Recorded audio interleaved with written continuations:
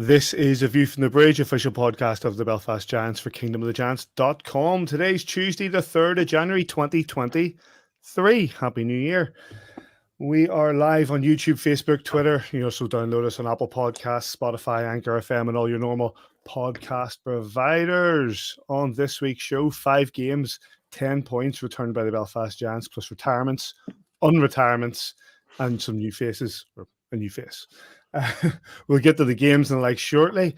If you're watching live, get your questions in for Tyler Beskorowany and Josh Roach. No, that you're not listening to an old podcast from 2018. Get your questions in for Josh Roach and Tyler Beskorowany, who will be joining us later in the show. It's Play of the Month time, and the games ahead are in the Challenge Cup on Wednesday night and a couple of games at the weekend against Dundee. Mr. McGinty, Happy New Year. Happy New Year, Patrick. You keeping well? Good break?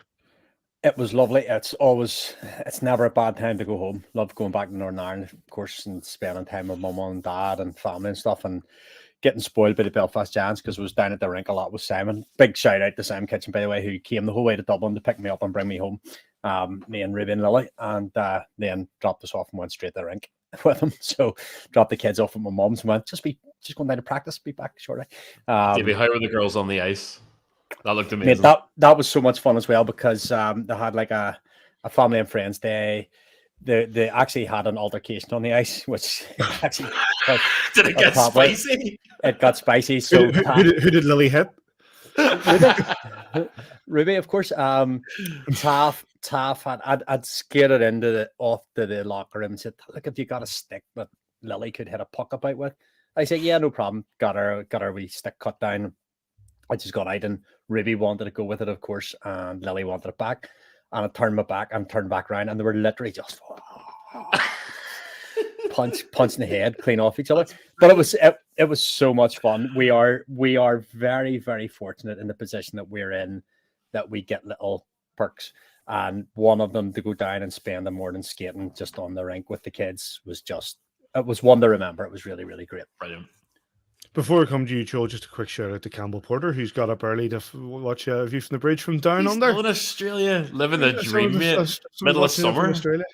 Not too bad. And how are you, Joel? Happy New Year. Yeah, happy New Year. Wearing your boys. Boston cap here. because of yesterday's Winter Classic. Is that what it was? I saw some tweets about the position of the rink in Fenway. It did look a little bit strange, but that's Fenway's been used for that. There was the Fenway Bowl only a few weeks ago, and then the Winter Classic today. Fenway. So it's nice to see some teams winning at Fenway Park. That's nice, just for a wee change. But that's a different conversation for a different time. Yeah, Christmas Usually was away quiet. teams. Yes, unfortunately, Paddy. Thanks. I turned into Handy Andy this Christmas. We've been painting and building furniture and getting a nursery sorted. And the Tesco man just arrived about half an hour ago there with a shipment of nappies. So it's getting very real. But otherwise, very good. Tell you what, you're getting it in early. It's like months away yet. The fact you even got the nursery done, like to put it in perspective, I'm moving all of this through that wall to what was the nursery. It's going to become my office. That's the stage we're at now. The fact in this current economic climate that you've got money to buy nappies in advance is just like I don't have money to buy anything else after the nappies. Like, it's just allocation of very limited funds. I've got no choice, mate. Are you going to argue with a woman who's 6 months pregnant? Because I'm not. No, sir. Definitely not.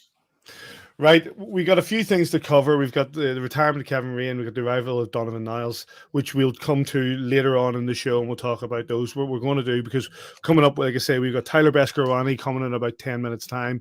We have Josh Roach coming shortly after that as well.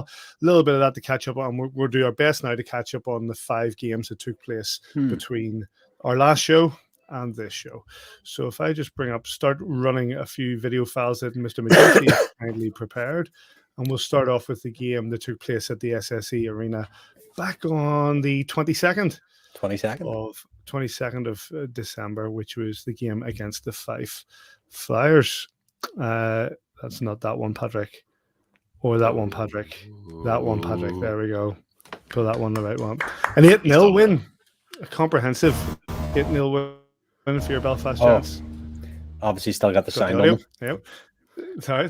The 8-0 win for your Belfast Giants. The goals coming from Steve Urry, who got a quick hat trick in the 11 minutes. only Scott Conway sort of piercing that. So make it 4-0 by the end of 11:21. David Goodwin, Ben Lake with 2, and Gabe Bast round out the 8 scores. Nothing for Fife. I'm just going to run through the scores for the other games. On the 26th of December, we beat the Glasgow Clan in overtime in Glasgow. McLean, Partland, and Dunbar were the scores for the Clan.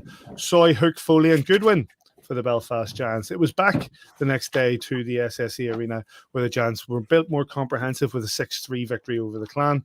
Cooper, Conway, Hook, Lake, Conway again, and along with an empty netter were your 6 goals for the Giants. McPartland twice, and County for the Clan, give them their 3. Then we had 2 back-to-back games against the Five Flyers. 29th of December, a 3-1 win to the SSE Arena. Lake, Garside, and Gilbert, with Phillips the only scorer for the Flyers.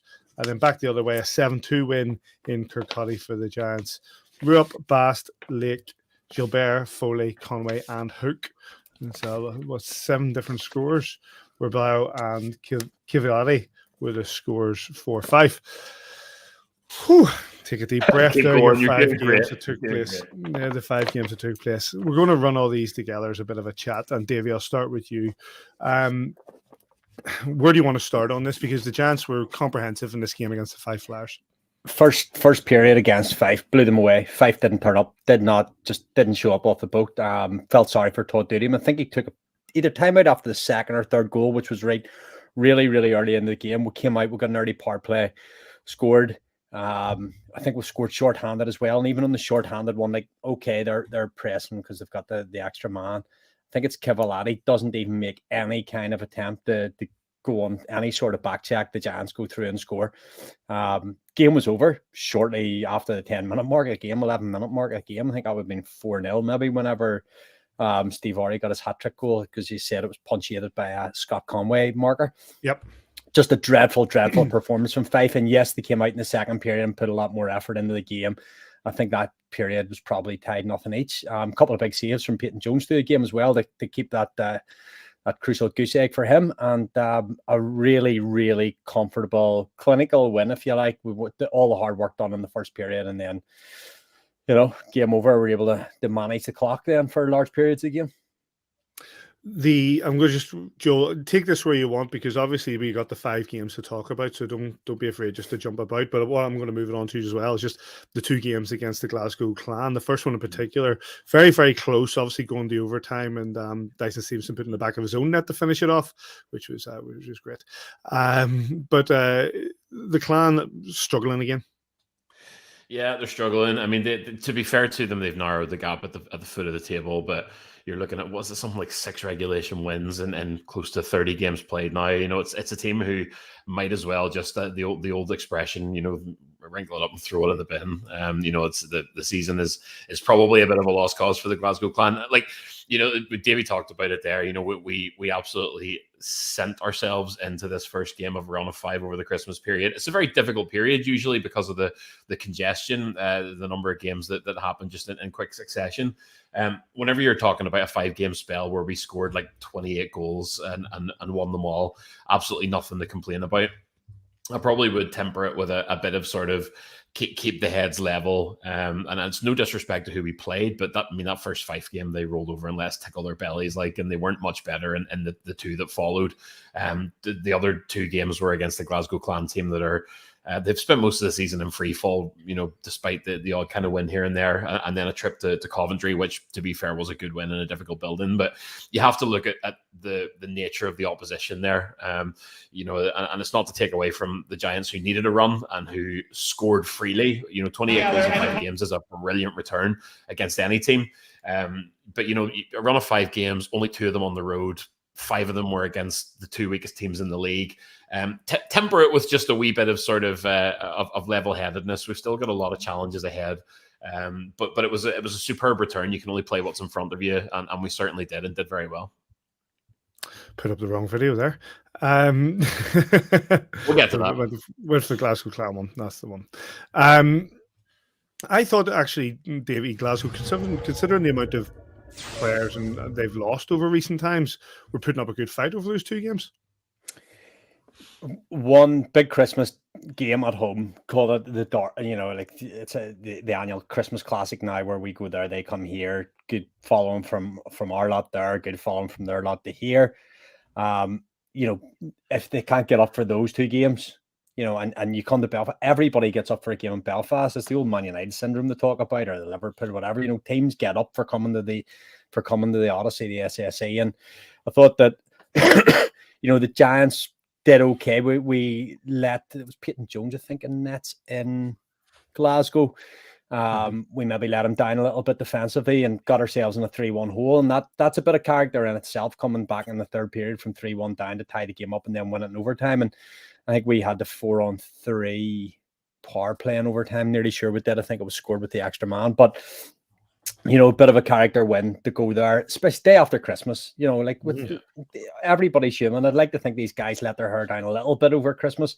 We didn't have a game from the 22nd until the 26th. I think some boys got away for a few days, and so the hair, and travel over there on what was a rough enough all day. So it takes you a wee bit to get in that game. So to come out of there, even though they're bottom of the league, there is still parity in this league, and the old cliche of anybody can beat anybody on any given night.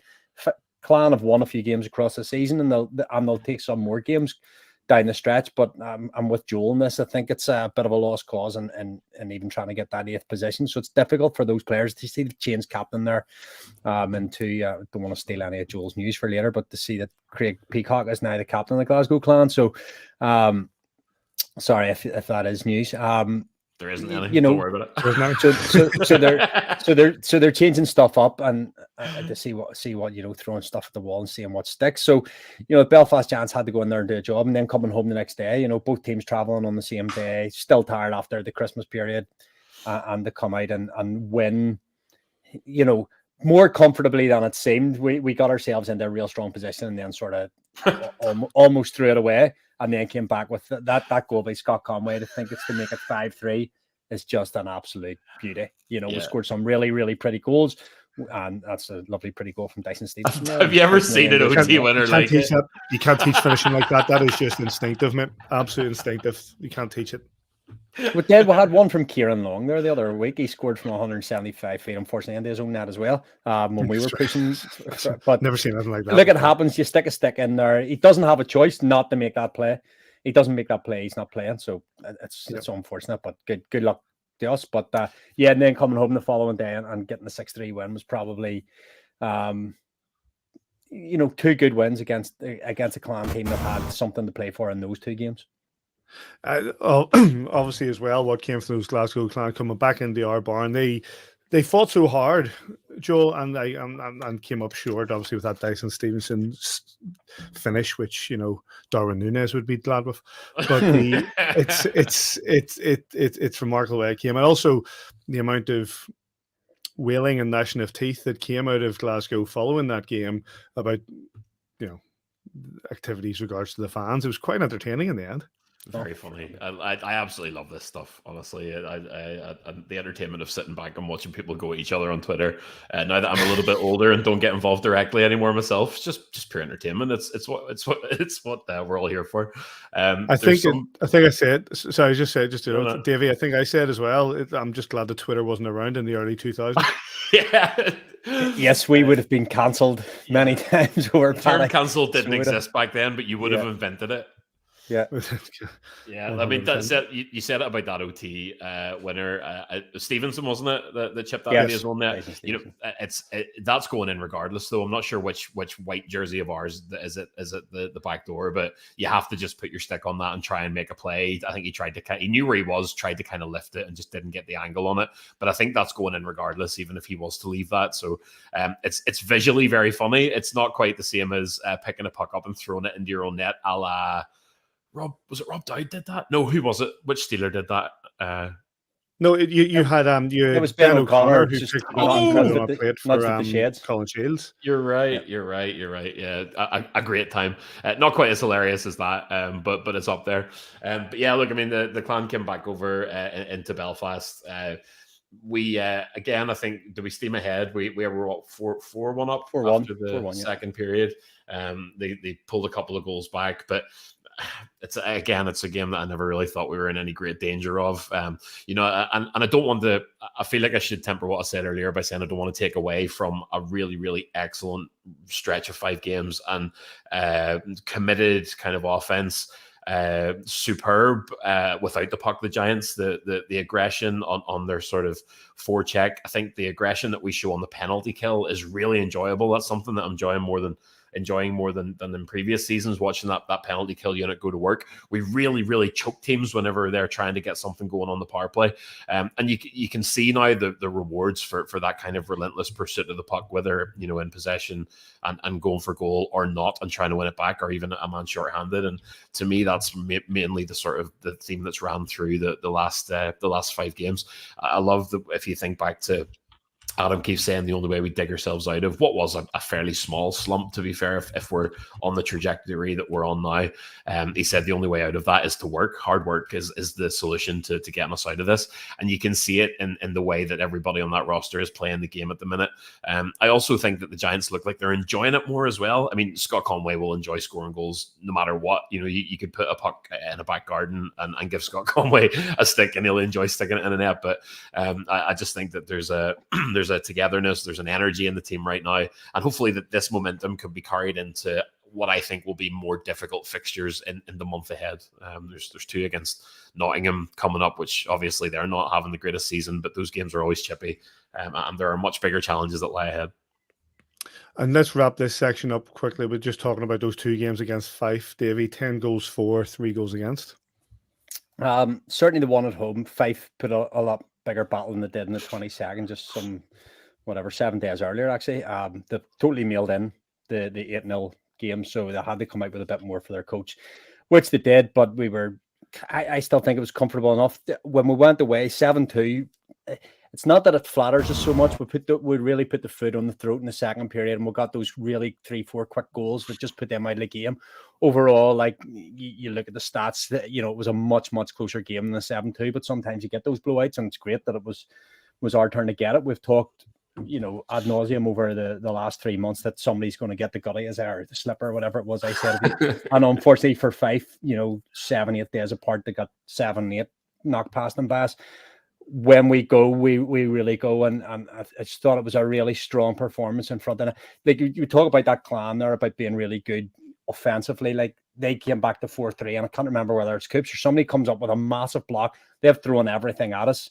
They're probably looking to pull Muse at this stage. There's only a couple of minutes of the game. Somebody's made a big block and it's broke, and Collins has gone up the ice, and I think he's faked half the stand, even behind the net. He thinks he's going to shoot, and everybody goes for the shot, and he just carries it on in there and pops it over Muse. And boys, does he love a celebration! But brilliant. I think that as Joel said, temper things slightly, don't get too high. It was 5 games, great scheduling by whoever does the fixtures for the Giants there to come up with those games around that Christmas period. Probably suited everybody travel wise, but to get that little run 8 in a row now gets that little bit of confidence. There's been a lot of goals going in. Defensively, we've been really strong. And we've talked about the offense from defense. Still talked about it in the last podcast about the number of shots from defense versus offense, and like Gabe Bass, Will Cullen, they're coming up with 8-9 shots on goal shots off goals per game. Sammy Rips came up with a couple of big goals in December as well. So we're getting a lot from the blue line as well, which is great. Can only be good going forward. And we're obviously going to come on their goaltending situation, which is just as strong as I think it's ever been. Paddy, just really quickly, Tyler Beskorowany waiting in the wings, Joel. Sorry, can we just tip the cap quickly to everybody on the marketing team, everybody behind the scenes for the crowds that were in that arena for Christmas? Wasn't that unbelievable? I was incredible. I was getting texts from people who were probably casuals, the people that would go maybe to a few games a year. And I don't know who they thought I was, but they were like, man, I can't get two seats together for the Giants game tonight. Can you help me? And I'm like, nope, I can't. But I think even if we would have logistically even been able to have those East tiers, I'd say that we would have filled them. Those were sensational crowds, and all credit to the marketing team and everybody who works behind the scenes at the Trust and the arena for making that happen. The Giants games over Christmas were seen as the sort of go-to family nights out, I think, for people who were off work. Yeah. And it's catching that crowd. Your well runs dry whenever you sort of think of diehard fans of hockey in Belfast. There are many of them, but if you want to fill an arena consistently, you've got to tap into that market of kids off school, families looking a night out, and they are every bit as important to that arena and that team than the people who could talk to you about the X's and O's. But just awesome. I'll come in the back of that. That if you take away the 3 home CHL games, which were, late August, early September, and traditionally weren't going to be brilliantly supported just because of the time of year, we had our 3-4 Challenge Cup games. But if you take them aside and just go league games only, I think it was the night against, who got man of match? Mark Garside. So that was our last home game. Just over 100,000 people have now watched the Belfast Giants home and away. The Giants have played, I think it's now 28 or 29 league games, and only like 12 of them at home. 60,000 people have been through the doors of the Odyssey so far this season. It's just some incredible numbers. I think our game against Fife last week was 6,500, 6,600. It was our biggest crowd of the season, home and away. Eclipsing even, I think when we played Sheffield, there was 6,500. It was a bigger crowd. So like to everybody in there that does that market, Says and Laura and all those people, the team around them, just incredible to get those sort of numbers through the door. And as you say, Joel, ask for a ticket, not a chance. There's just none there to be had. I'm no important. I can't help you.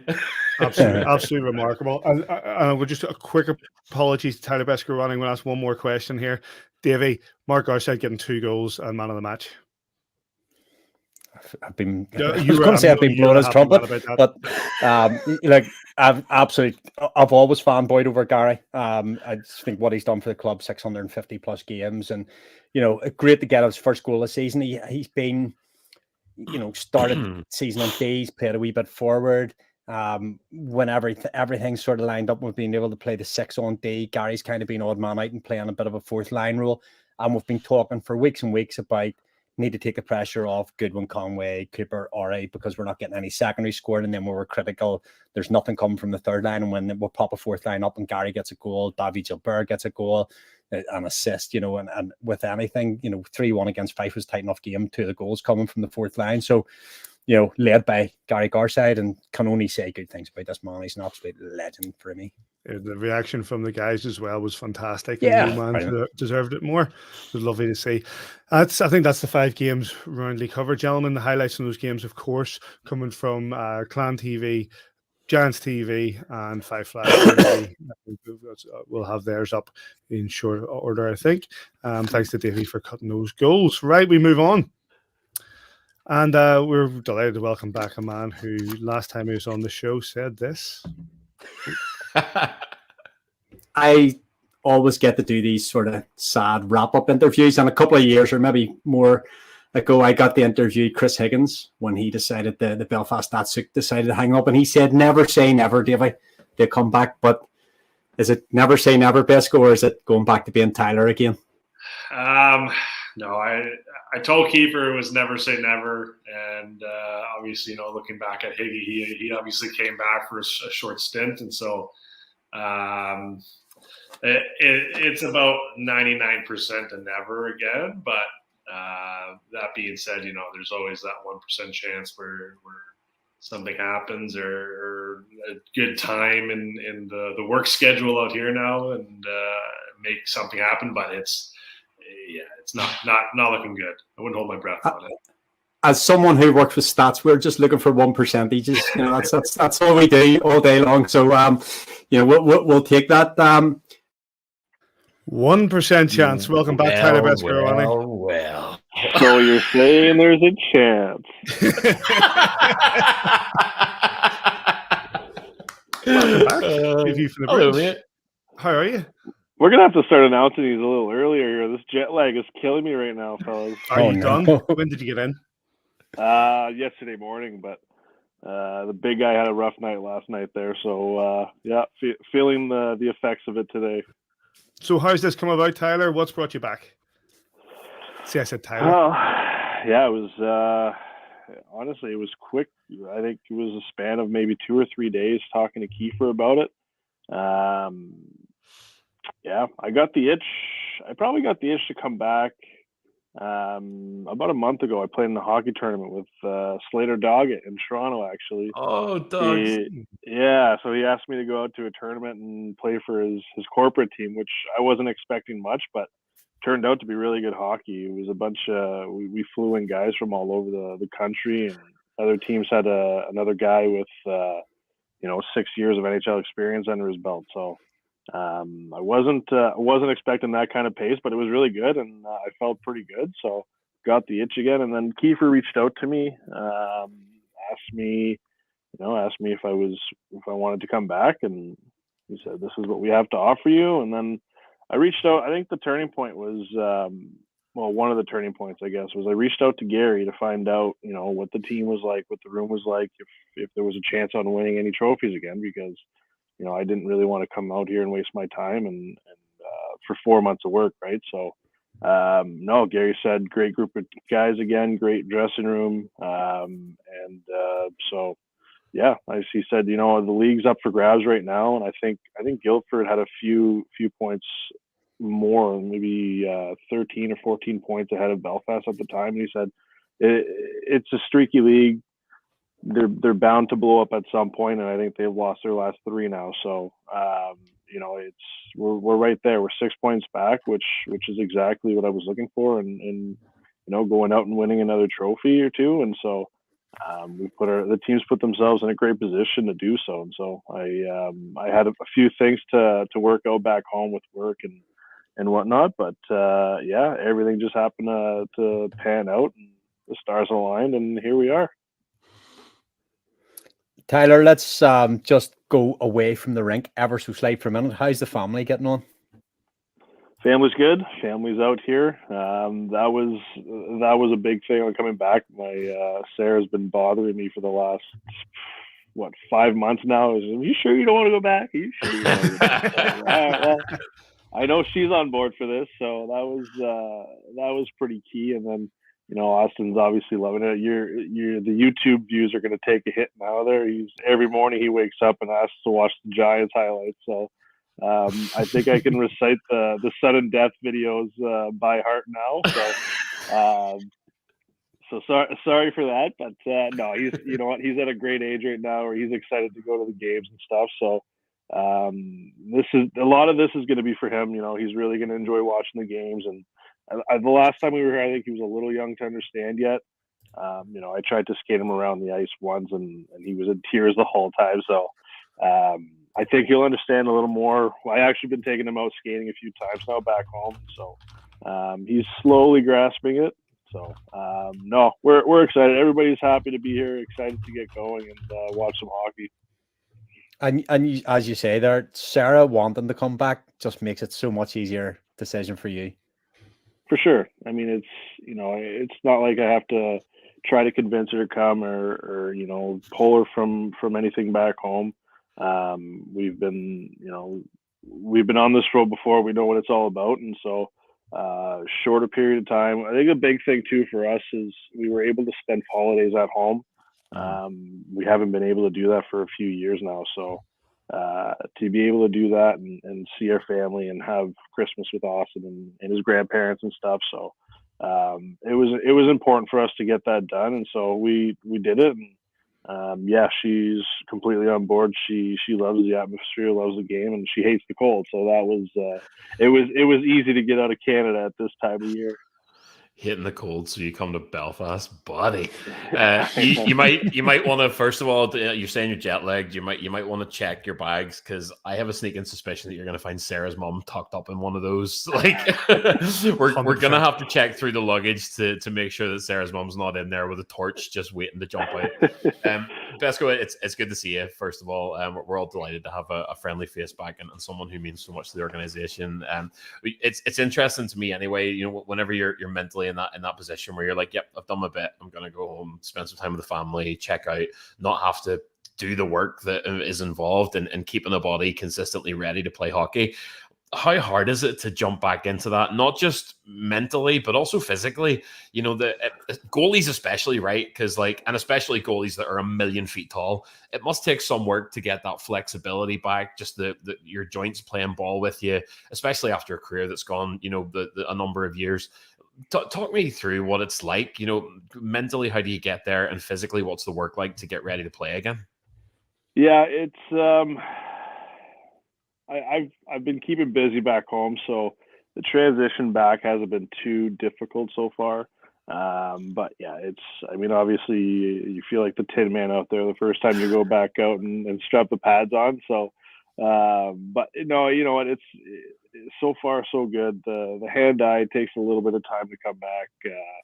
The lungs are there, the legs are there. I've been, like I said, I've been keeping busy. I was on the ice 5-6 times a week. So, the skating and stuff, and just feeling good on my feet have never really left. So, no, a lot of it has to do with hand-eye stuff and just getting a feel for your posts and your angles and stuff like that again. So, but mentally, I think having that rest definitely helped, and physically, I guess, really just resting up and feeling good again, and not being overwhelmed with long seasons and long years and being away from home and all that stuff, and just having that time to decompress and really being able to get going again. You get that excitement back, and you get the butterflies when you're ready to go again, right? So makes it easier. You're obviously coming back into to a roster that has Peyton Jones, Jackson Whistle, and Dicko in there as well. What's the dynamic like in coming in, and there will now, I guess, never be more competition for that spot on game night. Is there a healthy competition there? Is it something you're aware of coming into your room where you're joining mid-season? Yeah, I think it'll be good. I'm just there to help out any way I can, really. Obviously, it's going to take me a week or two to get back into it, and so, like I said, for this next little while before I get going and getting games, I'm there to help out any way I can, whether it's having to go out and help them out, or if they want to do video or advice or whatever it may be, right? So, again, I think it's all about the team. It's all about the team success, and so. However we're able to get that done, whether it's with me between the pipes or not, I'm here for it, right? So like I said, I just want that team success. I want to win those trophies, and however we get there, I'm in for it. I'm going to take a question. Oh, sorry, David, you want to come in there? I was just going to ask on that subject, like having a young, Wes is still relatively young, but having a young guy coming through like Peyton Jones to sort of mentor and give advice to it and be a sounding board for him. So it's going to be massive for him as well. Yeah, and I hope so. I mean, for him to, I've been around the league. I've been through Europe already, so I'm always open to help out whoever it may be. I've had mentors in my career that helped me out immensely. I've had Andrew Raycroft as a goalie partner. Guys like that, Mal Storp, Richard Bachman. They've all played in the NHL for years, and they've helped me out along the way. Even in Europe, I had I'm trying to think of his name though. Anyways, a guy in Germany my first year where he ended up getting injured, and Gubford, that's his name. He's a goalie coach with I believe Pat Dwyer now. But anyways, so I showed up to Germany and I was fairly young, and he kind of helped me out through the reins and just getting used to Germany and accustomed to the game out there. And so hopefully Peyton can ask me questions, and hopefully he can take a thing or two from this as well. Going to take a question from a group of people who'd be delighted to see you, as everyone is, and that's the guys up at Boomerang Corner. Similar question to what we've had already, saying you're welcome back, and is your approach coming this season different compared to seasons past, or just the same, especially if that dynamic is a strong net mountain team? It's a little different just coming in halfway through the year where everybody's kind of in mid-season form already. I'm having to kind of rush things a little more to try to get to that mid-season form where maybe I'm staying on the ice a little longer than beginning of the year if I were coming in at the beginning of the year. But for me, having 3-4 goalies here, nothing really changes in that sense in preparation and stuff. Like I said, if I'm called upon, I'm there. I'm ready to go. If not, then I'm willing to help out any way I can. If guys need their own net for shots, I'll go 3 goalies a net for practice. It doesn't really matter to me. So, like I said, it's all about team success and whatever I have to do to make that happen, I'm in. So, well, listen, we are delighted to see you as as everybody has no doubt already shared with you. Personally, we're delighted to see you because we have last season's Kingdom of the Giants Player of the Season award, the MVP, which you're saving us. You're not going to save us money that we would have to post it to you. Yeah, thanks So for now coming you've back come for over, that. you can take it. So thanks for coming back. We'll pass that on to you. We didn't get that to you at the end of last season, so we'll pass that on to you while you're back. So that's I'll good. let you guys But pay listen, for my oversized baggage on my way back then. oh no, it's not that big, mate. You've already got one. Speak the It fits kitchen. in. Speak the kitchen. You already have one. Not Do sorry, you remember that Perspex thing you threw in the bin? That's just another one of those. Just another one of those. Just send me the extra plaque. Send me with the extra plaque, and I'll just stick it on the back end of it, and it'll be good to go. Yeah, there we go. It's perfect. The most coveted award in hockey, right there. Well, listen, we appreciate your time, and especially with the jet lag, get some rest, and no doubt we'll see you between the pipes soon enough. Sounds good. Thanks for having me, guys. Good to see you guys, and good to be back. Cheers, Tyce. Nice one, mate. Take care. Big thanks to Tyler Beskorowany for joining us. And it's non-stop with the 2018-19 alumni, because next up joining us is Josh Roach. How you doing, Roachy? Gentlemen, I'm well. How are you doing? How you doing, bud? Not too bad. How's it to have your former netminder now back with you, and Tyler Beskorowany? Yeah, it's nice to have another friendly face from a pretty special season shared in 2018-19. So there's a few of us left, so hopefully we can kind of bring some of that experience to the squad this year. Coming back to yourself, how did the opportunity to return to Belfast come to you?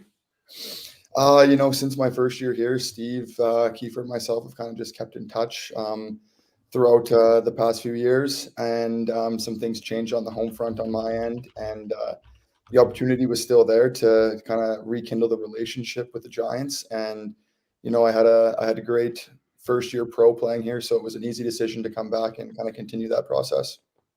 We were saying just the other week, it's a credit to you, especially coming up to Christmas, that you were able to just basically drop everything and come in and join us here in Belfast and get on the blue line for us. It's fantastic from our point of view as fans and watching on, but for you to take that opportunity was really beneficial to the team.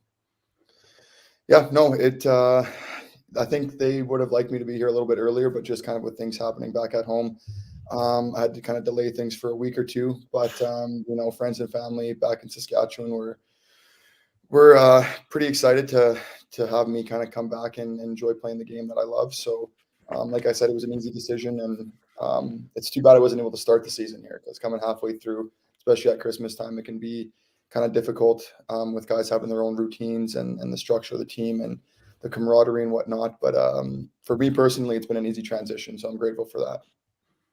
Josh, obviously, welcome back first and foremost. We were talking to Tyler there earlier about how supportive Sarah was in his decision to come back. She was bang up for it, and you're talking about the family back in Saskatchewan there. Just how and with genuinely with it coming up to Christmas, we were not surprised because you've been here before, but that's a big decision just to leave family and go away and have Christmas in Belfast away from family and friends, when you could have probably still got the job if you'd said, yeah, I can come in 3 weeks.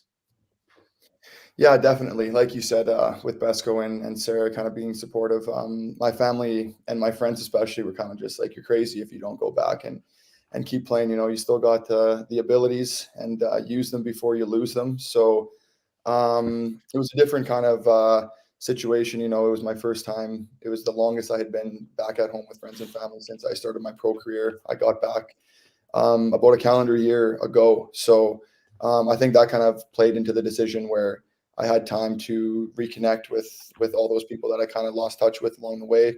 So they were all supportive. Like I said, they were excited for me to get going. So that kind of made my decision a bit easier. And it's been a pretty good run since you came back. And I can't quite remember if your first game back was in the Manchester arena or not, in the Drizzle Dome. The first leg of the Challenge Cup against Nottingham. Oh, you played Nottingham and then went to Manchester, yeah. So the wind wasn't feeling very good. We've went on a bit of a tear up here over Christmas. I think it's about 8 in a row now. So it's been nice getting your feet back on the table, so to speak. Absolutely, yeah. Nice arena, nice facility to kind of get back into the swing of things, and then you get to play 2 games bang in Manchester and Coventry. So things happen a little more quickly in those arenas. You don't have kind of the time to make the decisions like you do other places, but in a sense that was almost better because you didn't have to skate as much maybe, and I think the coaching staff knew that I was sucking wind a few times, so they were smart in kind of load management and stuff like that. Roach, I went back to work today for the first time since the Christmas break, and the walk from the car park to the office, I was sucking wind. So you're probably doing okay. Yeah, welcome back. As the boys say, it's really nice to see a familiar face from a team that's very beloved here in Belfast. A lot of memories associated with that season. I wanted to ask you just about your experiences of Austria.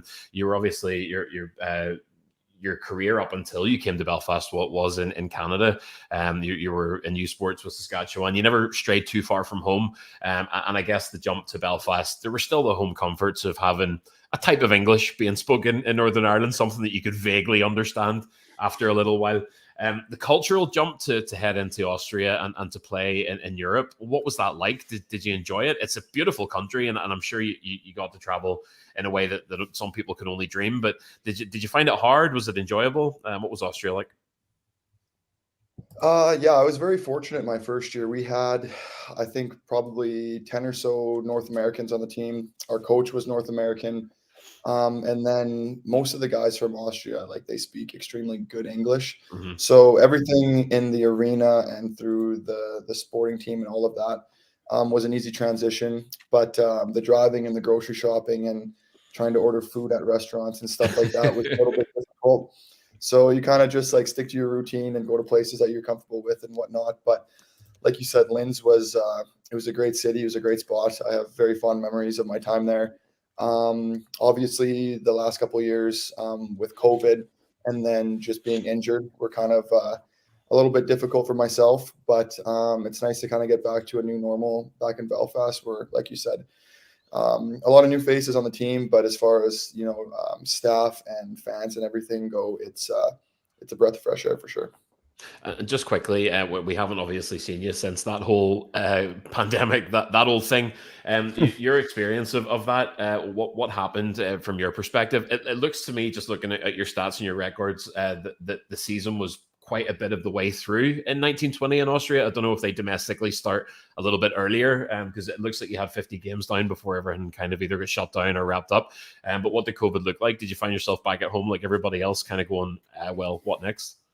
Yeah, so that I played my first year and then we got cut kind of just right at playoffs. And then at the time being, that was kind of it. I had come to terms with that was kind of the end of my pro career. Right. I went back to Saskatchewan and I started teaching full time. So I kind of just got into a new routine of life after hockey. And then the opportunity arose just after Christmas time that following season to kind of go back and join the Black Wings. So things were still pretty quiet back at home, just with like lockdowns and stuff. So again, just talking with friends and family, and they're like, at this point, I think you're crazy, kind of not to go and give it another shot and see where it takes you. Sorry, Paddy. I just you said something that I'm fascinated by there. You went back and started teaching full time. You can't just drop that nugget and go straight past it. Not the first Belfast Giant to be in the classroom. No, Kevin Raine, I believe. Kevin Raine was also back in in Canada teaching. What were you teaching, and to what age? So I guess back in Canada it's high school, so I think it's secondary here. So grades 9 through 12. So anywhere between the ages of like 14 and 18. And then predominantly teaching English or like a history or social science kind of thing. So everybody kind of assumes when I say teacher, they think the physical education aspect. I do that, but that's kind of number 3 on my list of where I'm most comfortable, I think. I just got 20% stupider listening to Josh Roach today, boys. Paddy, take it away. You've come into this. You've come into this look. Obviously, the last time you were here, you were with a fellow Uni of Saskatchewan alumni in Kendall McFall. You've come back into this locker room, and you've got a friend in Sam Rupp there in the locker room. How much is that? How beneficial is that to have a recognizable, friendly face? It's huge, like I said, coming in halfway through the season, a lot of players that I'm unfamiliar with. I think there was maybe only 3 or 4 from that first year in Belfast. So having Rupper here, just kind of being the big little kid that he is, made me comfortable immediately. And then just recently adding Donovan Niles too, who's another U of S alumni, living with me, and Tyler Soy. So kind of just having that SAS connection makes things a lot easier for sure. Yeah. Sorry, Paddy. All right. Go. No. You're the boss. No. Absolutely, yours. Take it. What's it been like, Josh? Playing, you've been mostly probably tied up with Will Cullen there at the minute. 55 and 77 going together. Very offensive from the back end lately. You know, you've Bast and Sam playing together, scoring a lot of points. Yourself with Cullen scoring a lot of points, and then we've just a mix up there with Bomber and Gary and Longer and different ones. Somebody else is playing D there. I'm just really sorry to them. Mr. Foley. It's fine. Foley, Matt Foley, sorry, who scored plus 10 in December. Matt Foley's been brilliant on a plus 10, but yourself plus 8, 6 points in this little, section back. So you must be pleased with how it's going so far. Yeah, definitely. It's honestly, it's been a great transition. Like, it feels like I've been here the whole year. The guys kind of, accepted me right away. It's a younger team than my first year, so I think that kind of plays into it as well. But yeah, just a few games with Bomb, and I thought we had pretty good chemistry. And then halfway through one of the games when we were on our Scottish trip, me and Colin got put together. So it was a bit of a transition just going from the right side to the left side. But, we both are offensive-minded defensemen. So I think that plays well into kind of the style of game that we like to play. But at the same time, I think it gives Kiefer a few more gray hairs with some of the risky plays that we make and some of the odd mans that are going the other way. So if we can clean that up and kind of feel each other out a little bit more, I think we're in for a good second half. We were talking to Tyler there earlier, and we're talking about his and a kind of the mentoring role that not expecting, but I can imagine that he'd be mentoring the younger goalies and like the Peyton Jones, and Wes is slightly younger. Yourself, I think you're about late 20s, early 30s now, and you talk about the Giants getting younger, and we have been getting younger year on year. Do you take that responsibility of being one of the older guys? Like, I'm going to call you a veteran at this stage, but you know what I mean by that? One of the guys who's been there, done it in North America, in Europe, and those guys can lean on you if they want to chat about stuff. Yeah, I think so. I kind of pride myself on kind of being approachable and just like friendly and just, kind of keeping things light. And I feel like for a lot of young guys coming in and playing pro hockey, maybe they're not kind of contributing in the sense that they kind of thought they would coming from college or maybe pro in North America. So just kind of keeping things light and just like the ebbs and flows of how the game goes and stuff like that, and just kind of reassuring them that it's like you're here for a reason. Your game is good. It's like you're your own worst critic. So just stay the path, and most of the time things kind of work out in your favor. Success breeds success. And, gaining trophies and winning medals just drives your thirst on for more. And, obviously tomorrow night we've got the game against the Nottingham Panthers. We're a goal down in the Challenge Cup, a trophy that we've been very successful in, going right back and for many years now. How is preparation for that game, and how is your thirst for success? Obviously, yeah, you get a taste for winning, and it kind of just becomes an addiction. And the team itself has had great success over the past 4 years. But in saying your approach to the game, I think it's obviously it's an important game with the aggregate. We're going down 1-0, but I think for most of the guys, it's kind of just the same as any other day, right? You got your morning skate and you kind of do whatever you need to do to get prepared for the game. Obviously it's nice playing that second leg at home, where since I've been here, our fans, like, they're always incredible, but just like the atmosphere, you forget how electric it is in the SSC, especially when we're winning games. So hopefully we get another crowd like we have been lately, and we can feed off that momentum. And I think the biggest thing is just starting on time. If we get down another goal, then it becomes a little bit more difficult, and you got to start taking risks. And that's a game I think that doesn't really play into our favor. I think if we can stay to our structure and kind of do the things that have made us successful so far, then we should come up with a W. Just lastly on that point you've just made, how is it playing in front, or how electric is it playing in front of the crowds that you have done in the last week or two? It's unbelievable. Like even in warm-ups, the amount of people that are in there, it gives you goosebumps. And then when you're putting up a few goals right away and getting everybody in it immediately, you feed off that energy. Like the players, maybe you don't, when you're on the ice, you don't really know what's going on, or you can't hear them. But when you get to the bench and you look around, and it's like, it's pretty surreal. And especially my first year back after COVID with Linz, there was no fans in the stands. So that was an adjustment in itself. So coming here where we have such a loyal fan base who just, provide us with that extra momentum, it really is a key factor in a lot of the home game wins we get. And hopefully tomorrow will be the same, and this weekend against Dundee, the same again. Josh, listen, it's good to see you back. Good to see another Elite League Cup and conference champion. Don't forget that conference. It was in there as well that year. Nobody does. Nobody forgets that I heard conference. But it's good to see you back, and good luck for the rest of the season. Right on. Thanks, gentlemen. Cheers, Richie. Thanks. Cheers. Thank you. Great to see Josh Roach back as well. Thanks to both Tyler Beskorowany and Josh Roach for joining us on this week's show. We're going to crack ahead, boys, and we'll have a quick chat about this month's Player of the Month for the month of December, sponsored by Phonacab. Your 4 nominees for the Player of the Month award are number 9, Ben Lake; number 10, Scott Conway; number 33, Peyton Jones; and number 55, Will Cullen. You're not watching the darts. This is A View from the Bridge. The poll will open on Wednesday morning and will go on until Friday evening, with the winner being presented again in the game against Dundee. Joel, I'll start with you this time. Who are you choosing from that? You don't have a player to face this time. Yeah. Who are you choosing from that 4? It's brilliant to be free of the shackles of having one of the 4 staring right into my soul whenever I have to pick. I don't know that you could really slip a page between these 4. They've all been excellent. I think Peyton Jones has had a massive character month.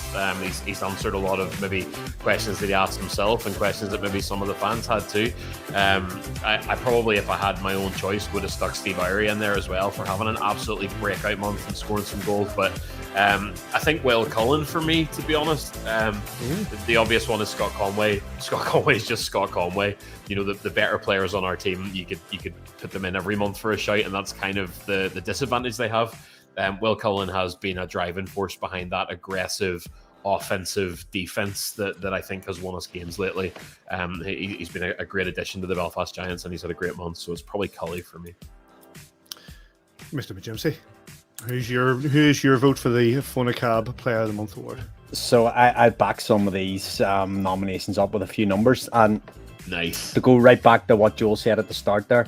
Scott Conway is the most valuable player in this league, bar none. Not the Belfast Giants roster. Talked about this with Says over Christmas. Is Scott Conway the best player in the Belfast Giants? No, he's the best player in this league. And 8 plus 9, with 6 of those 9 assists being the primary assist on them, he's been unbelievable. 17 points plus 6 through December.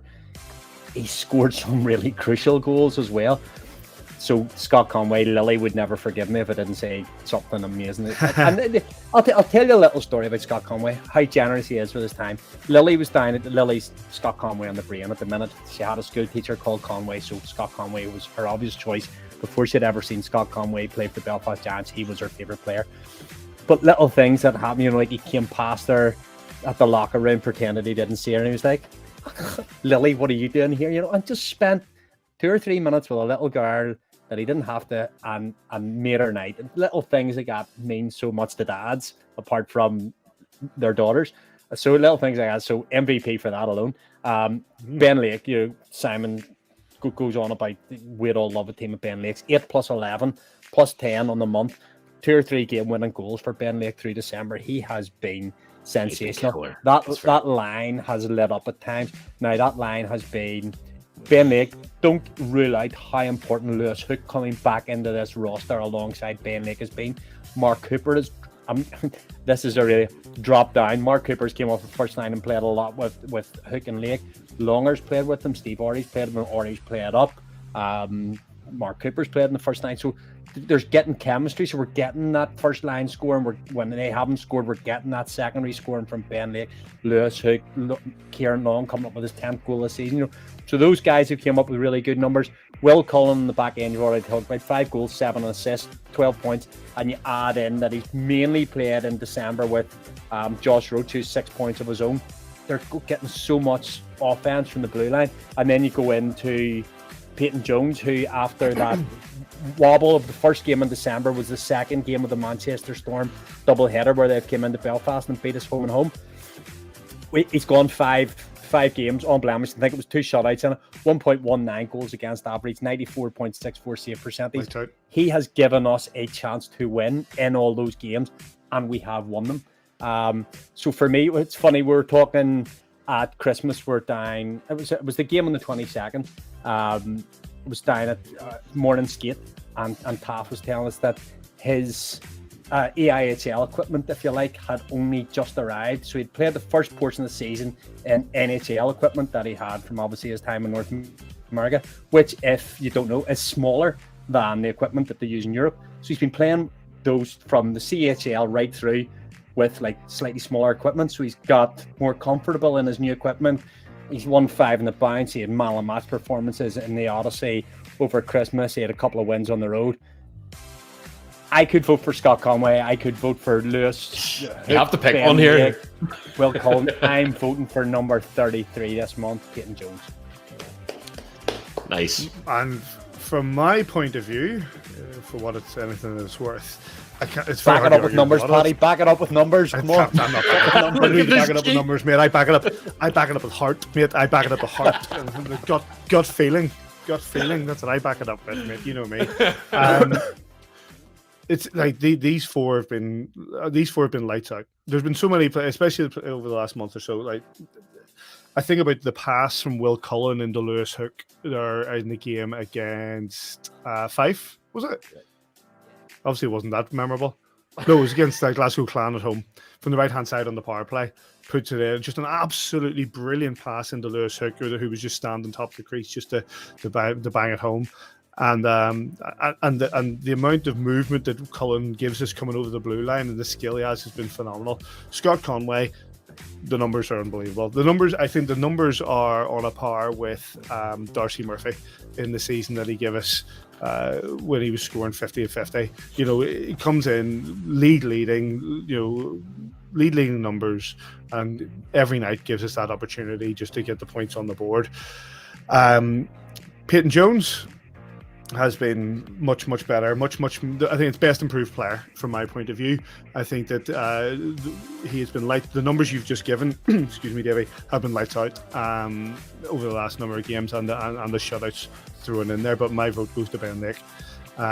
Laker has been consistently, for me, the hardest working, the most X factor player, I think, to coin a man formerly of this parish. And I think that Laker has been a player who every time he's on the ice has done something and has produced something and has has created a number of wins in this term. So on that, Laker for me gets my vote, but it's a cigarette paper between a lot of them, because I think that those four in particular have been phenomenal. But like you said, there could have been 4 or 5 others in the nominations that came through that could have gone into this poll, but only these 4 go on to tomorrow's vote. That is Ben Lake, Scott Conway, Peyton Jones, and Will Cullen. The poll will go live at 9 a.m. on Wednesday, go on to Friday, and the winner of the View from the Bridge Player of the Month award for December, sponsored by Funicab, will be awarded in the game after the game against the Dundee Stars. Big thanks to Funicab, as always, for sponsoring the award. We've got 2 little bits of business to do. First of all, the arrival of Donovan Niles. Donovan Niles, is that right? I was listening really closely. This is on the comedy against Five Flyers, just to try to get it right. But he arrives from this is Slovak Extraliga. Another player, as mentioned earlier by Josh Roach on U Sports, with Sam Rupp, Jesse Forsberg, Josh Roach, Kendall McFall, all U of S alumni. 25-year-old centerman from Granville in Saskatchewan, Davey. I tell you what, he's actually started pretty well. Yeah, just needed to light a bit of a fire. We're obviously playing short-bodied. It's funny how we talked back in July, August about coming in and carrying 2, how fortunate we were going to be that we were going to carry 2 extra imports, and how that was going to be difficult for Kiefer going through the season, because he was going to have decisions to make who to sit out. And then you lose Kevin Raine to injury, Chad Butcher goes back to North America, other people leave, Tyler Shoy's been out injured, and you're still playing short come the new year. So it's another body. It lights a fire under people that, if you are in such a short body league in terms of you haven't got guys that you can just keep firing through. If you're not contributing on the score sheet, you better be contributing with hits, with blocks, with back check, with forward check, with something. You've got to contribute something when you're on that ice.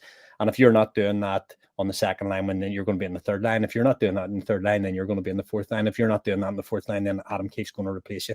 And this is the kind of the fire that gets lit. Now, Donovan Niles has came in. He's in there with who did he go with in the first night? Did he go with Steve Ori and David Gilbert the first night, I think, that he played?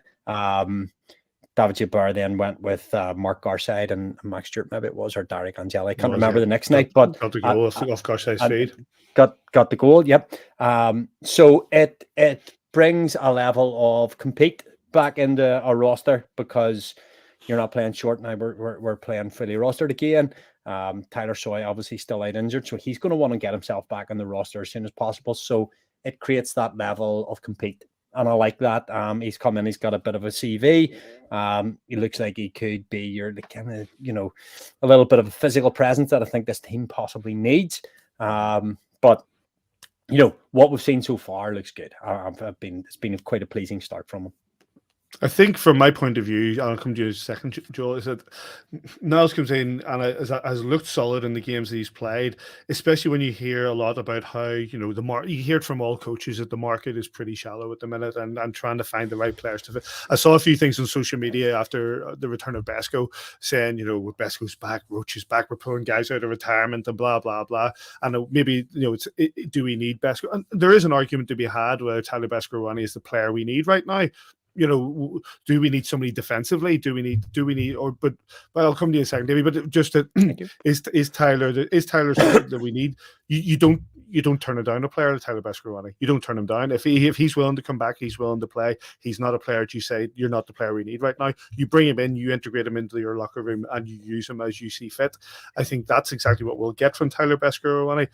We probably do need somebody defensively. We're going to talk about Kevin Raine in just a second, but we probably do need somebody defensively. But the market is the market, and you can't just go and pick these superstar players. We can't go and pick a Griffin Reinhardt just straight out of the market and stick him into the middle on the blue line, because it's just not the case. We had the opportunity to bring back Josh Roach, another great player, put him on the blue line again. You don't turn that down. We know what Josh Roach can do. You put him on the blue line and he'll do, and we've already seen the fruits of putting him there. Niles is a player who's come in and looked solid. I think the next month or so we'll see just how good he is, because we've brought players in at this time and they've been great. Look at our captain. Our captain came in at this time and is now our captain. We have brought players in December before the deadline, and they've turned out to be absolutely fantastic players. Some have turned out to be duds. Absolutely. But some have turned out to be fantastic players more often than not. And I'm hoping that now said, sorry, Davey, I interrupted you before you were going to say something. No, I interrupted you, and because you were talking about Besko and should we have re-signed Tyler Beskorowany? And this isn't being disparaging. I've just told you I'm going to vote for Peyton Jones as my player of the month, and Jackson Whistle and him, I think, as a tandem, are probably as good as anything in this league. Tyler Beskorowany is an upgrade, but Tyler Beskorowany just isn't an upgrade for the Belfast Giants. Tyler Beskorowany would still be the best goaltender for any team in this league.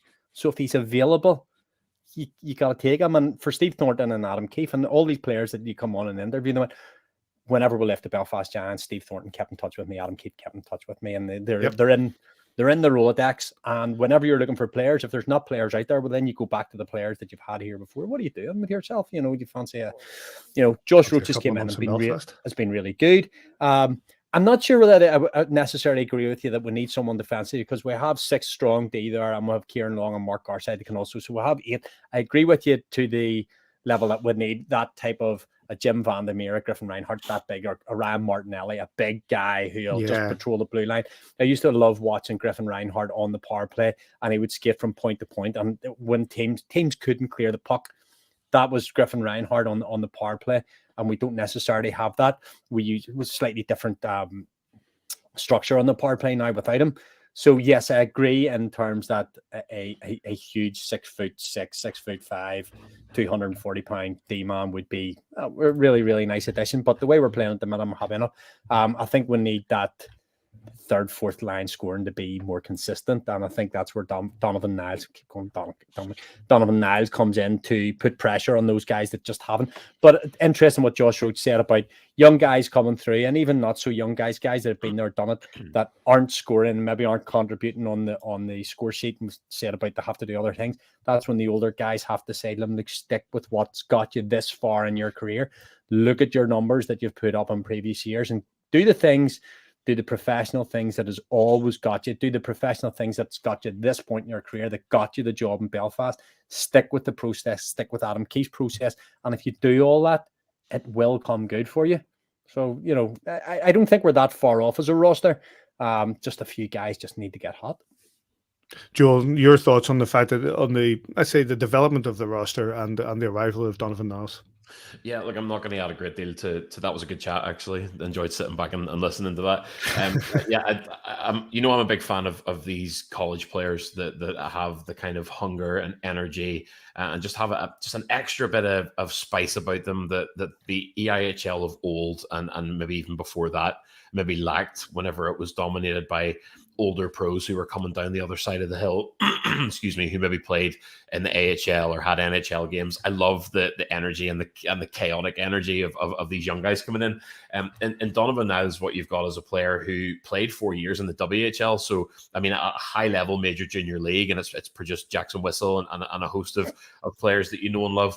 But he also went into U Sports after that, which is why he's turning pro just a little bit later than what you would normally see. I think he's 25 now, and he's in his this is his first year pro, isn't it? Yeah, out of university, with a short spell in Slovakia. So even at a young age, you've rounded yourself really well there by having the experience of playing major junior, which is a little more chaotic, a little more rough and ready, and then going into U Sports and the discipline that goes along with that.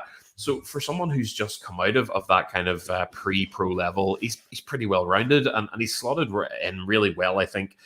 I mean, center in that third line is a workhorse role that you've got to really jump into and get up to speed on quickly, midpoint in the season with a group of boys who know each other really well. And he hasn't looked out of place. So I think it's a very smart acquisition in a market that's very difficult right now.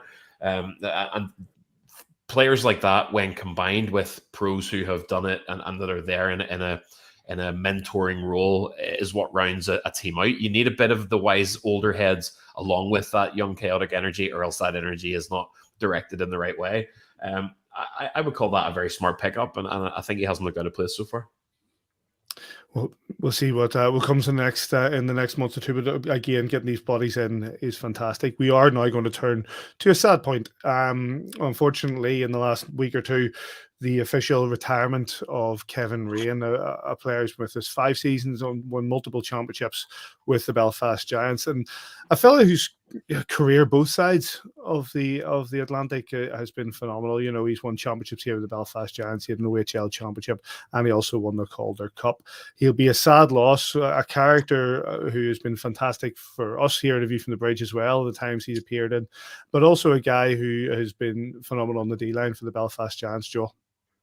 Yeah, I'm a bit of a mixed bag. I'm gutted for him. It's always difficult when a player can't leave the game on their terms. You know, whenever it's an enforced retirement, I guess they'll always carry sort of things that they wanted to do or being able to kind of go out on your own terms. But at the same time, I think there's a bright future for Raine. I think he's someone that we've seen personally develop since he arrived here. I think he's coming out of his time in Belfast and his experiences through the pandemic, where he was out in the middle of nowhere in Canada, laying roads with a crew of boys. And I think what you're seeing is a much more wise, self-aware, mature, considerate person who I think has a lot to give away from playing professional hockey. The flip side to that is that he's had a career that a lot of guys can only dream of. You know, the trophies that he's lifted, the teams that he's played for, the locker rooms that he shared with guys. I mean, he played with Paul Bissonnette in, I think, the Manchester Monarchs team that won the AHL. of Chiglett's fame. So he's had a fantastic career, and he's made an impression everywhere he's went. I remember me and my wife went to see the Florida Everblades around 2018, 2019, whenever Raine was in his second year here. That arena 2 years later was still full of Raine jerseys, and he only spent half a season there. Like, he's one of these players that has an impact wherever he goes, and I'm obviously going to talk him up because he's my big mate. But I'm sad that it's maybe happened the way it has, but I also think that he's absolutely loaded with potential to make a difference and to have a very fulfilling life in what comes next, and that's all you can really hope for when you leave the game behind. Davey, a player who has his success, it doesn't come by fluke. It comes by hard work, and it comes through talent, and that's something that Kevin Raine had. And as Joel said, you look at the teams that he's played for, the success he had. He captained the Sudbury Wolves, and in that team, I watched Dominic Kubalik score 2 goals for the Detroit Red Wings the other night against Buffalo. Kevin Raine was his captain at Sudbury. You talk about Faxa at Dallas Stars. Kevin Raine was Horvath, didn't he? Huh? I think he played with Bo Horvath around that time. Kevin Raine not only was a talented player, but he's a successful player, and that's because of the hard work that he put into his game. Yes, and I think I would echo, first of all, what Joel said there at the very start. It's hard, probably for Kevin to go out not on his own terms. Okay, he's going out to an extent on his own terms, but not to be able to go out and skate off, and wave to everybody and say that's it. I've calling it a career. To be kind of half robbed of that by injury, I can empathize with that, because how hard it would be if I couldn't play sport anymore. So for that, that's a sad one for him. I also agree with Joel that, he's obviously got his business interests that he's got set up over the last number of years with his stuff he does off the ice with mental health and stuff. And all you can do is wish him good luck with that. It does seem to be something that he's very passionate about. You see him very visible on social media with that kind of stuff. So, whether it's mentoring or whatever it is that he wants to go into there, I'm sure it'll be a success for him. It's disappointing for him that he's no longer a Belfast Giant. He was a guy that literally, laid his body on the line for the club at times with the hits and the blocks. We would talked about, the hits and the blocks that would count this little stats team, and that he consistently was on the tops of those charts right until his retirement. And unfortunately for him, it's no longer. So that was part of his game, was to put his body on the line for the team, and he did it so often. Won a lot in Belfast. Won a lot before he came here, has a lot of fans on and off the ice for what he does, and he'll be somebody that will certainly miss having around Belfast. I think his future, probably not for me to say, I have no idea where his future lies, but probably back in the true north, in the great white north there, and North America somewhere in Canada. But we wish him well. I'm sure we'll have him on the podcast before he manages to get out of Northern Ireland. So, but just like, great career, thanks for coming, kind of thing. It's been great. He leaves as a 3-time Challenge Cup champion, a 2-time Elite League champion, and a 1-time EIHL Player of the Week winner. So, well done that. How many conferences? Any AVFTB players of the month? I need to get my spreadsheet up. Conferences, AVFTB Player of the Month, the real awards that you put on the mantelpiece when you're done. It's the I'll check that out. But listen, I echo what you two gentlemen say. It's the fact, it's sad that the way that this has come to an end, that he's been robbed of that on his own terms. I agree with you, Davey. The idea of not being able to do sport in any sort of direction, I would balloon. I would just, if I'd be able to, there's nothing stopping you doing it, Joel. You're just choosing not to do it. A cautionary tale, Patrick. His lungs are telling him. But there's so many highlights I think of Kevin Raine, and we made a joke. We had him on. We made a joke about and putting his nuts on the line against Sheffield, and the things that happened there, and the story behind that is phenomenal.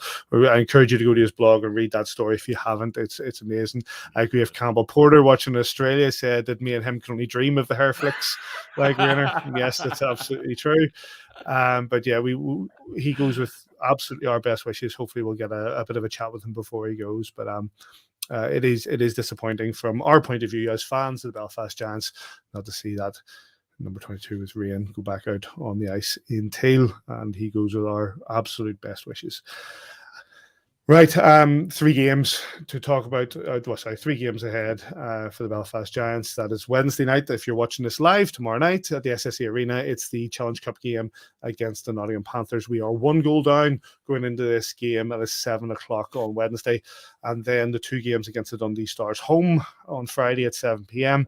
and away on Saturday at the DIA at 7 p.m. I'm only just going to have a quick question about the game tomorrow night. Davey, we've had many opportunities where we've been 1 goal down against Nottingham Panthers, many opportunities in this sort of thing against the Nottingham Panthers where we've actually went away from home and come up short, but this is not an unsurmountable scoreline for the Belfast Giants. No, and I'm not going to come out with the Neil Russell book of cliches, and I don't mean that in a nasty way to coach. But yeah, but we do have to come out and stick to the structure. Josh Roach talked about it when he was on there. You know, you go out, the first goal in this game is super important, because if you don't get it, it's it's a longer way back, and you got to change the way you play the game. So I don't really want to talk about the game too much, other than we have to come out to that, strong start, be good, sound defensively. Then I'll just go through all the cliches: be sound defensively, get opportunities, get people in front of the bow and nets. And so rather than go through those cliches between yourself and Joel, surely. Okay, let's not go all the way back to the Storm game thing, but after that, the role of the Giants have been on surely gives you optimism going into tomorrow's game. Oh, I believe this team can win every period. I believe this team can win every shift. I'm all in on this team. Like, I think we're strong top to bottom. We've good goaltending. We're really strong defensively. We're good going blue to red. We're good into the offensive zone. We're very good at keeping it in the offensive zone. Our risks, I guess, are odd man rushes and turnovers from being slightly too offensive at times. But this tomorrow night's it's winner takes all tomorrow night. It really is.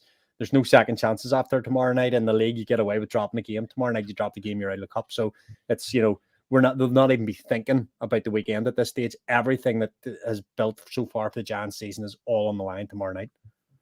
Nottingham have lost 3 of the last 4 games coming into this, Joel. Your optimism? Yeah, we talked earlier about momentum, and that Christmas period, I certainly think is a momentum builder. There's confidence in the way that team's playing the game right now. I'm not going to add a great deal more here. The bottom line is that you can overturn a 1-goal deficit in the first 10 seconds of the game or less. You've seen it happen. That's a level playing field, and that's a big home game on a level playing field very quickly if the Giants get their start right. No reason why we can't. And I know that obviously we were talking about the crowd earlier. I've had friends of mine who don't normally go to the hockey who have been asking, about tickets, and they were asking before Christmas, well, this game on the 4th, is it worth going to, and blah blah blah. And the answer is always yes. But it looks pretty. But I'm seeing people who are, let's say, outside of our little niche hockey sphere in Belfast who have their eyebrows up for this game, and they will be attending. So hopefully another big crowd and hopefully a successful game. That's Wednesday night, 7 p.m. at the SSE Arena. Get yourself down there, and if not, of course, Mr. Kitchen will take you through the game on Giants TV. And then the 2 games following that are home to Dundee Stars on Friday at 7 p.m. and away to Dundee Stars in the DIA at 7 p.m. You can get that on Stars TV. Any other business? No, if we wrap this show, I can go and watch the end of the darts. So big thanks to everybody. We've had really great numbers in the show. Big thanks to the people watching live when there's a big darts final going on. if that's where we're going to leave it. A big thanks to Tyler Beskorowany and a big thanks to Josh Roach. No, Davey's watching it, Paddy. No, Davey's watching it.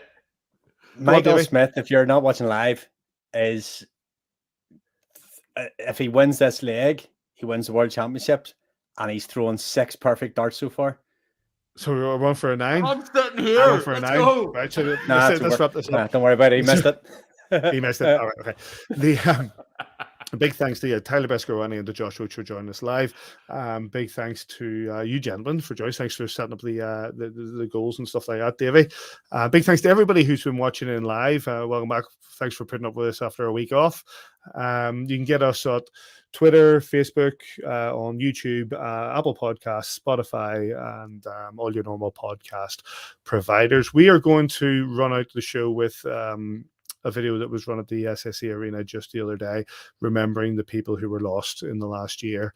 A lot of people within our own community, in regards to the Belfast Giants, people who will be very, very sadly missed. And with that, wherever you are, we hope you enjoy your hockey. We'll catch you here next time on A View from the Bridge. Please put your hands together in applause and turn your attention to the big screens as we remember and celebrate the lives of those members of the Teen Army who sadly passed away in 2022.